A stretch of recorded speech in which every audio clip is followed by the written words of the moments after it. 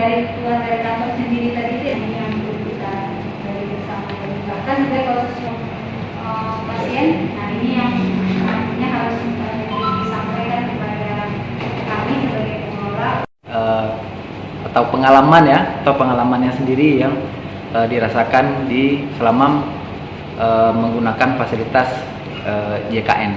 Mungkin kepada bapak-bapak dipersilakan. Boleh.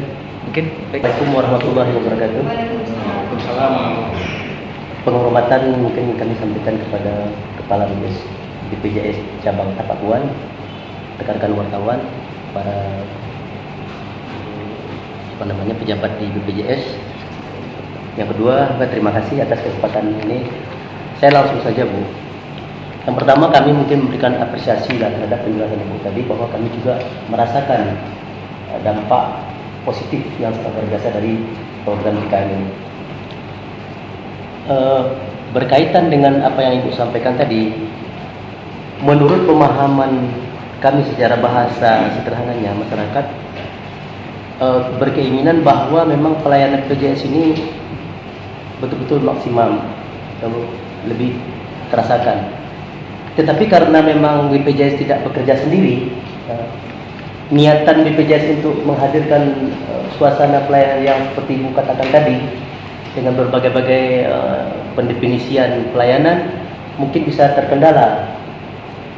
Berkaitan dengan itu kami punya saran barangkali begini. Yang pertama, kami paham bahwa kehadiran JKN ini sudah membantu masyarakat secara luar biasa, tidak mengeluarkan bayarannya dari kantong sendiri. Itu bahasa sederhananya.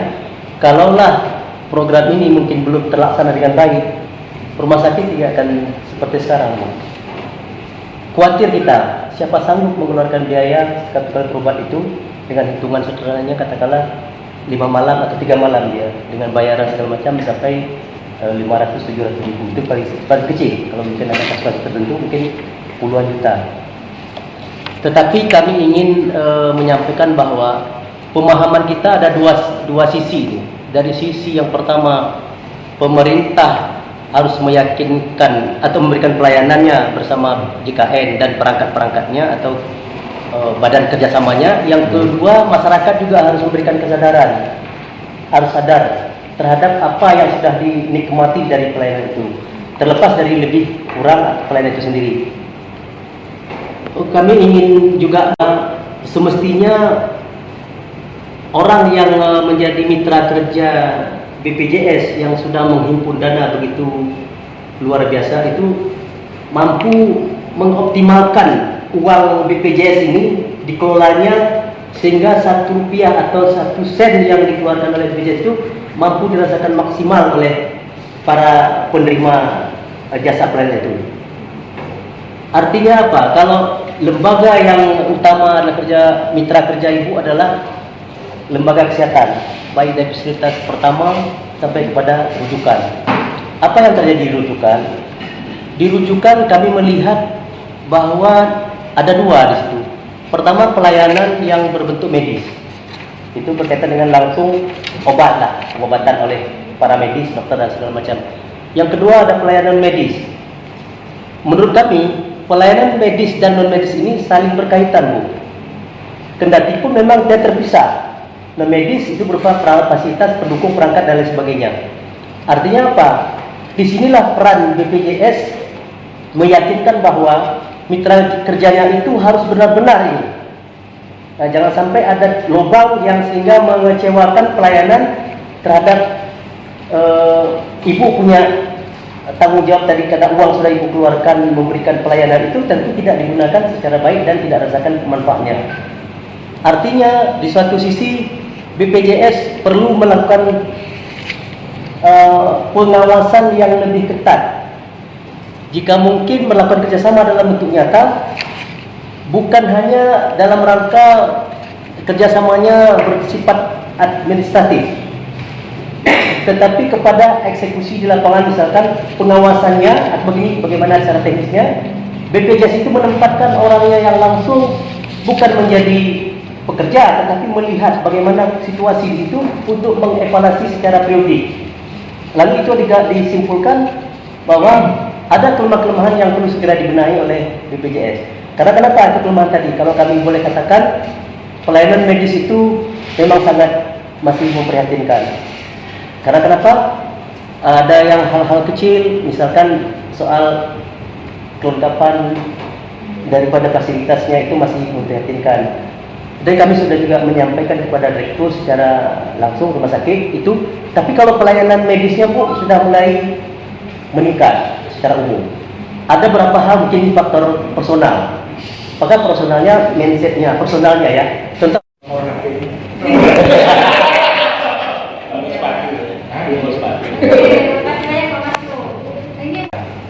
Selama tidak dalam kondisi luka-luka, apakah korbannya tanggungan BPJS karena itu bukan penyakit tapi memang kecelakaannya, kecelakaan tidak ditanggung oleh BPJS. Ini seperti apa penanganannya di Indonesia? Apakah pasien ini, korban ini mendapat klaim BPJS? Apakah nanti bisa diusulkan pihak rumah sakit? Apakah ini pending? Sudah banyak yang habis hari dari Antero Aceh. Mungkin dari data tadi saya melihat masih ada yang belum terdaftar dari kesehatan 4.000 ya. Seharusnya kan dengan adanya program DKA semua yang memiliki KTP atau KKA sudah terdaftar di BPJS ini, maksudnya apakah memang masyarakat yang tidak memiliki KTP 4.000 ini atau angka dari mana misalnya angka 4.000 itu yang pertama. Yang kedua, pada beberapa kasus ada keluarga pasien yang diminta membeli obat secara mandiri ke apotek. Dalam konteks ini, apakah memang berapa obat itu tidak ditanggung BPJS atau misalnya obat itu ditanggung, apa harus dilakukan pasien ketika rumah sakit menyarankan keluarga pasien untuk membeli obat di luar? Ini kan juga keluhan pada masyarakat di kalangan bawah ya.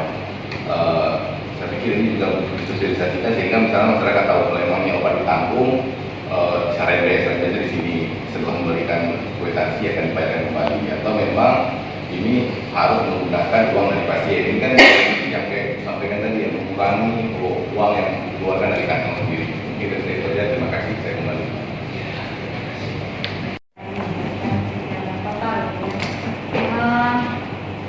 Dan itu mungkin bisa jadi akan semakin meningkat dengan biaya tarif yang akan meningkat juga. Artinya memang ada kepentingan moral bahwa kita harus memastikan uang yang kita belanjakan itu layak untuk kita belanjakan dan peserta menerima layanan bermutu dari layanan kesehatan. Nah, oleh sebab itu kita menggunakan mekanisme untuk mengontrol mutu tadi ya Pak ya. Kalau dalam layanan kesehatan kita pakai prinsipnya kendali mutu, kendali biaya. Mutu dikendalikan tapi biaya harus terkendali. Ya. Kenapa? Karena yaitu tadi, kalau kita nggak kendalikan biaya, ya berapapun uang disiapkan ini nggak akan pernah cukup Pak. Ya. Makanya kita juga menekankan pada konsep promotif preventif. Artinya nggak cuma nunggu masyarakat sakit dulu baru begini kan, maka di FKPP ini khususnya, FKPP ini tingkat pertama seperti puskesmas, klinik, dokter praktek keuangan kita tekankan untuk mengedepankan layanan bersifat promotif. Itu tadi dalam rangka kendali biaya. Nah, kendali mutu, kendali biaya, dan kita kelola dengan konsep manajemen namanya kita kerjasama dengan fasilitas kesehatan. Jadi menilai, mengevaluasi dalam proses kredensialing dan rekredensialing bagi fasilitas kesehatan yang mau bekerja sama dengan kita. Dalam langkah selanjutnya, kemudian kita ada kontrak kerjasama dengan mitra. Dalam perjalanan kontrak kerjasama itu kami melakukan apa yang disebut dengan pengawasan terhadap pencapaian indikator kepatuhan Pak. Jadi fasilitas kesehatan itu dia punya indikator kepatuhan terhadap kontrak. Indikator kepatuhan itu mencakup pada indikator mutu dan indikator biaya. Dalam artian gini, mutu ya jelas mutu ya. Kalau biaya artinya apa? Layanan itu sudah dilaksanakan secara efektif atau enggak? Namanya pelayanan kesehatan Pak. Misalnya nih kayak saya sakit flu aja gitu ya. itu setiap fasilitas kesehatan itu bisa aja dia mengeluarkan resource yang berbeda-beda, gitu kan.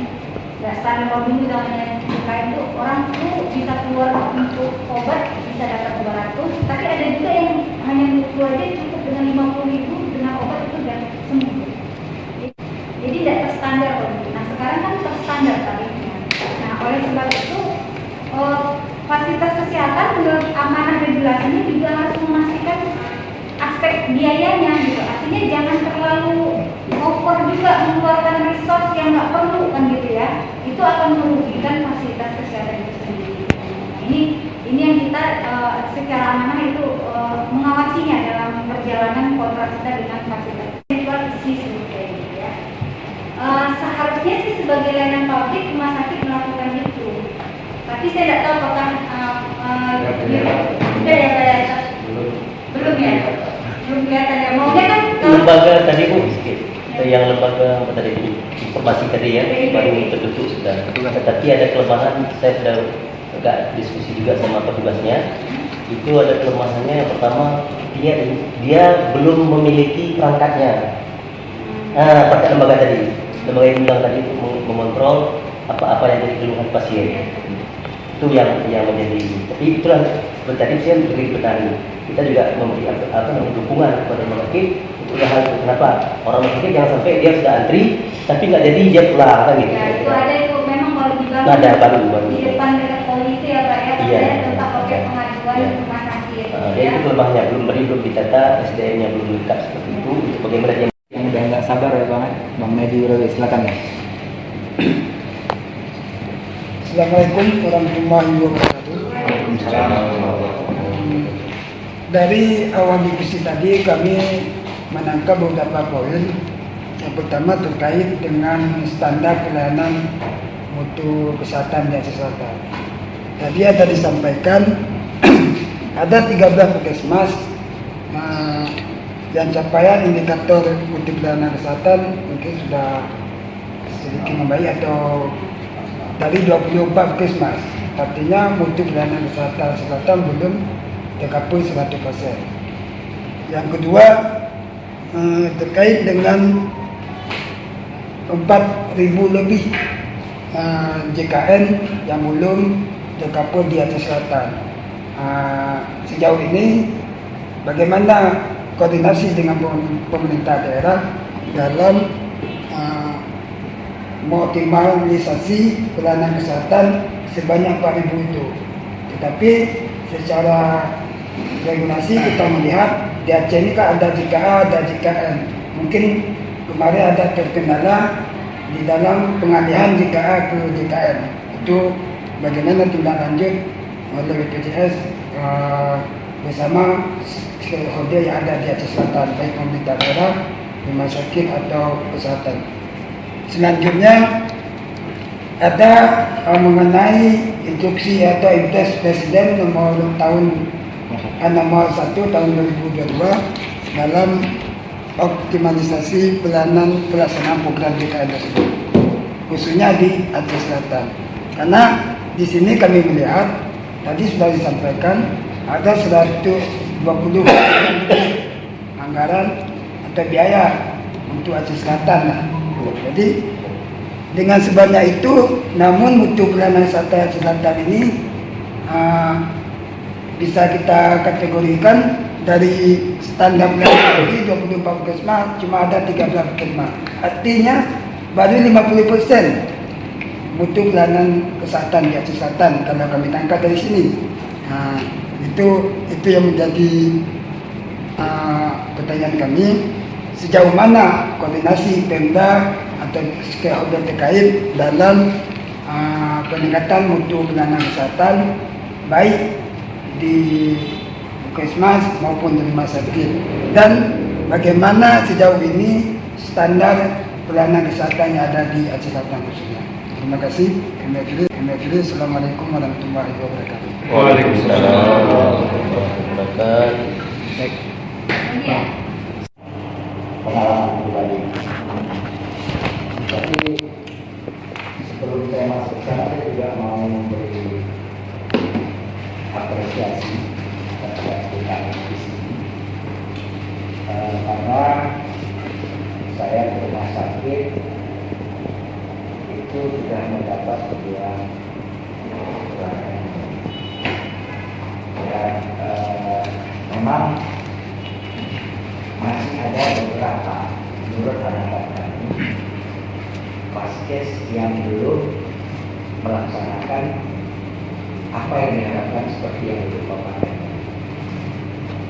Penanganan belum ditangani sudah ditanya pendampingnya. Ini juga masih ada dan mungkin nanti hasil daripada investigasi sendiri dapat dilihat itu. Tapi ada juga tempat-tempat di mana ketika kita ditangani, contohnya ketika saya bekerja kemarin, kemudian terjadi kecelakaan, saya datang kepala, kemudian saya datang ditangani dengan baik. Baru saya masih dalam proses penanganan masih bilangnya akan masih di syuting yang lain ya kan ada bawa kartu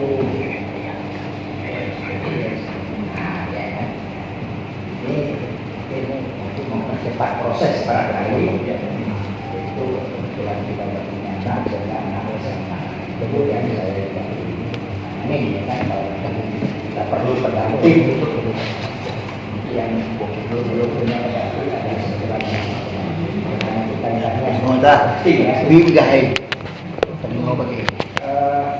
itu yang saya rasakan dan itu mendapat fasilitas. Kemudian saya masuk tanpa membawa uang dari poket dan keluar dikasih uang.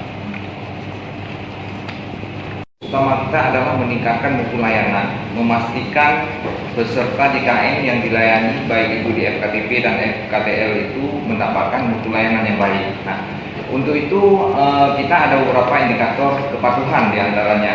Nah, jadi indikator kepatuhan itu ada 6 indikator kepatuhan yang harus dipenuhi oleh seluruh FKTP dan FKTL yang bekerjasama dengan BPJS. Untuk itu secara penuh itu kendalinya Pemda kalau dari pemerintah daerah kan pastinya, dan tentunya kita di dinas kesehatan. Kalau rumah sakitnya kayak model klinik itu izin pelayakan pembinaan itu dinas kesehatan kabupaten. Kalau rumah sakit tipe B itu provinsi, dinas kesehatan provinsi. Kalau rumah sakit tipe A vertikal itu Kementerian Kesehatan. Jadi udah ada apanya gitu, ranah-ranahnya lagi gitu ya. Tapi peran kami adalah yaitu kemudian data, feedback dan lain-lain supaya bisa dijadikan sebagai apa itu namanya input ya, rujukan seperti apa dengan program yang kita gitu. Dan memang ada dilematis B turun ke C, terus C naik lagi ke B. Di kami juga kesulitan kemarin masalah mengatur mapping rujukannya dan lain-lain kan begitu. Tapi kalau sudah dikeluarkan begitu oleh dinas kesehatan provinsi memang layak itu B, ya mau nggak mau. Dan ini juga memang ada SK Gubernur Pak bahwa rumah sakit Z Yulidin ini akan diplot sebagai rumah sakit regional rujukan regional selatan. Jadi Singkil, Subuh Salam, itu Simelu ya. Abdia. Simelu. Abdia nggak masuk Pak. Abdia ke Ngabok ya. Jadi itu rujukan ininya ZA itu ada SK Gubernurnya. Oleh sebab itulah provinsi mungkin memang mendorong supaya ZA ini DA ini menjadi tipe B supaya juga dapat bantuan apa juga dari pusat. Ya tapi terlepas dari persoalan yang di masyarakat dan lain-lain, tentunya kita tetap mengapresiasi upaya dari pemerintah daerah direktur dan kita kalau bisa mengakselerasi lah, kan rasanya apalagi beliau-beliau ini kan putra-putra daerah sini ya, nggak mungkin lah mau ngasih daging busuk ke masyarakat kan, nggak mungkin ya, pasti inginnya ngasih makanan terbaik lah untuk masyarakatnya.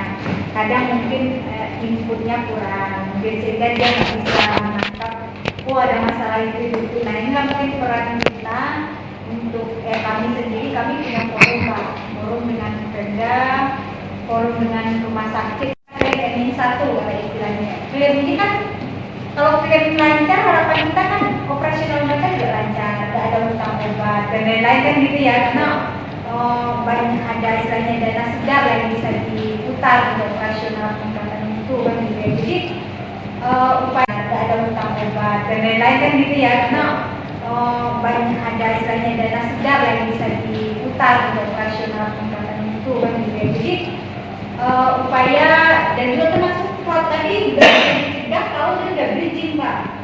Kalau fraud itu kan karena ada apa ya istilahnya narang-narang ya kayak yang nggak ada pelayanan itu dibikin. Tapi kalau nanti semuanya udah bridging Pak, nanti nggak bisa lagi begitu kan gitu ya.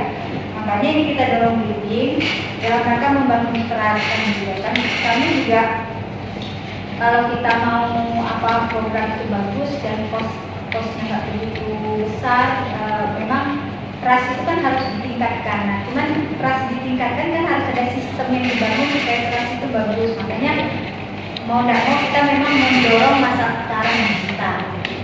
Untuk pelayanan juga antrian online kemarin kita dorong supaya antrian online ya di Widin. Artinya nanti kalau bisa masyarakat nggak perlu ngantrinya ngambil kadang subuh-subuh. Kalau cerita dari masyarakat itu ngambil antri pagi-pagi subuh tuh udah ngambil antrian gitu kan. Padahal sekarang dengan perangkat yang sudah disediakan sudah bisa ngambil antrian melalui mobile JKN. Kemarin juga Widin menyediakan klik RS misalnya. Mereka ada klik pasien Mbak namanya kan gitu kan. Tapi selain klik pasien sebenarnya di BPJS-nya sendiri kita punya mobile JKN tadi, mobile JKN kan ya, yang bisa dipakai oleh peserta untuk akses layanan di rumah sakit. KTP juga bisa, jadi lebih komprehensif kalau mobile JKN. Kalau klik pasien kan hanya untuk pelayanan di rumah sakit saja yang bisa digunakan. Jadi itulah bentuk-bentuk inovasi yang dilakukan supaya mutu layanan ini bisa terus meningkat. Tapi sekali lagi masyarakat kita masih butuh edukasi yang gencar ya Pak ya. Jangan masalah klik pasien, mobile JKN, jangan-jangan hanya segelintir kita yang tahu kan gitu ya Pak. Makanya ini perlu kampanye secara masif memang. Makanya saya kemarin saya dan tim ini mau bikin kelas virtual itu mudah-mudahan kelas virtual ini bisa masif lah gitu kan. Enggak juga Pak, tergantung kalau ada fitur yang diperbarui ya ada. Nah hanya saja belakangan ini memang banyak fitur yang diperbarui. Begitu ada, kan kita review untuk di PS satu. Jadi sebagian kok ada yang mau saja karena dianggap aman dari sistem. Nanti di belakang nanti diketahui nanti oleh kita ada namanya tim kendali mutu kendali biaya yang anggotanya organisasi profesi, perwakilan dari organisasi profesi, dokter, ID, ya segala macam masuk semuanya harus ini juga berperan nanti dalam melakukan kita di review apakah ini layak atau tidak secara medis dan